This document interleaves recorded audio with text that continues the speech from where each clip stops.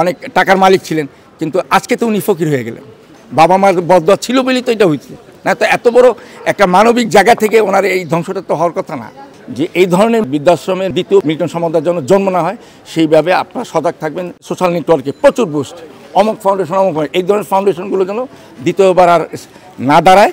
যার বাবা মাকেই সে সেবা দিতে পারে নাই, সেই বিষয়টা উন্মোচন যখন হয়ে আসছে, অন্তত আরও 10টা বৃদ্ধাশ্রমের লোক সতর্ক থাকবে যে না, এই ধরনের ক্রাইম করে আমরা বাংলাদেশে মানুষের ইমোশনাল ব্ল্যাকমেল করে ব্যবসা করতে পারবো না।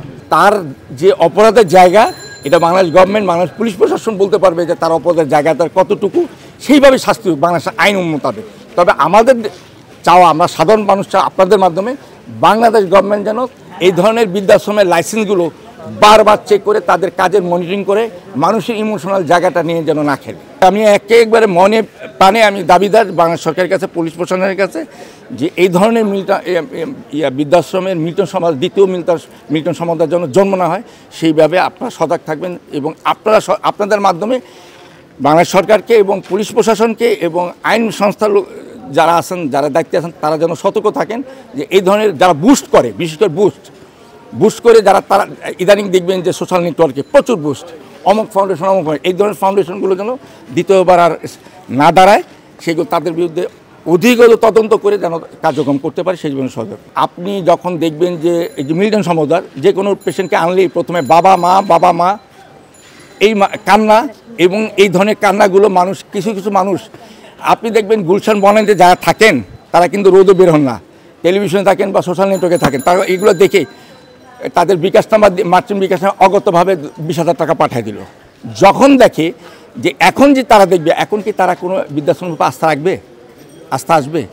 তো সে যারা চালাচ্ছে সঠিকভাবে, তারা যেন ক্ষতিগ্রস্ত না হয়, সেটাও আমি দাবি করি। যার কারণে সরকারই যেন একটা গেজেট আকারে প্রকাশ করে যে এই সমস্ত বৃদ্ধাশ্রমগুলো সঠিক আছে, এখানে ডোনেশন করা যেতে পারে, তাহলে জনগণ সেই জায়গাটা ফিরে আসতে পারে। এখন অবশ্যই জাতির সাথে প্রতারণা করেছে, সমস্ত জাতির সাথে, বাঙালি জাতির সাথে, এবং যারা মিল্টনের কাছে বিশ্বাসের সাথে বাবা মাকে রেখে যেত, তাদের সাথে প্রতারণা করেছে। তারা তো এখন নতুন কোনো বৃদ্ধাশ্রমে তাদের বাবা মাকে রাখতে চাইবে না। তাহলে মানুষের ভরসার জায়গাটা তো একজন মিল্টন সম্বন্ধে শেষ করে দিল। সেই কারণেই তো আমরা দৃষ্টান্ত শাস্তি চাই। সরকার তার তদন্তভার এবং সঠিক তদন্ত করে জাতির কাছে প্রকাশ হোক মিল্টন সম্বন্ধে কতটুকু দোষী, সেই অনুযায়ী সরকার তার শাস্তি ব্যবস্থা করবেন।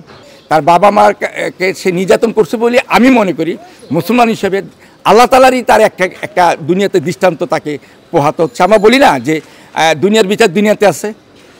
আপনাদের মাধ্যমে যখন জানতে পারলাম যে ওনার বাবা মাকে উনি মারধর করছেন, গ্রামবাসী ওনাকে বের করে দিয়েছেন, হয়তো কিছুদিন সময় উনি খুব স্টাইলিস্ট এবং অর্থনীতিবিদ ছিলেন, অনেক টাকার মালিক ছিলেন, কিন্তু আজকে তো উনি ফকির হয়ে গেলেন এক মুহূর্তে আল্লাহর ইশারায়।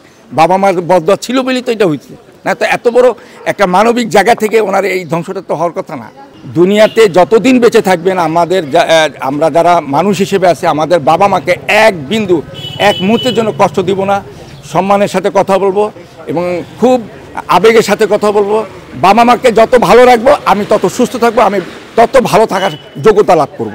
আমার মতো সৌভাগ্যবান ব্যক্তি হবে না যে যদি আমি বাবা মাকে ভালো রাখতে পারি। অপরাধী এবং শাস্তিযোগ্য অপরাধের জায়গায় বাংলাদেশ সরকার এবং আইন বিভাগ প্রমাণিত হয়ে যায়, তাহলে অবশ্যই জাতির কাছে, তরুণ সমাজের কাছে সে একটা নিন্দনীয় ব্যক্তি হিসেবে বেঁচে থাকবেন।